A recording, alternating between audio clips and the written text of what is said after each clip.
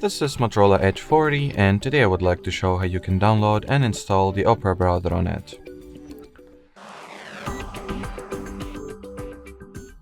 So to start, make sure that your smartphone is connected to Wi-Fi, then launch the Play Store, sign into your Google account if you haven't already, then enter the Opera query. Once the needed app is found, click at the green install button and let the Opera be downloaded and installed respectively.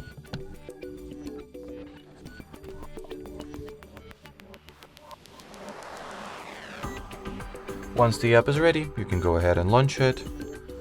In here, while opening Opera for the first time, you will need to perform a simple setup. So tap at the continue button, then decide if you would like to enable notifications for Opera, or perhaps set it as your default browser app right off the bat.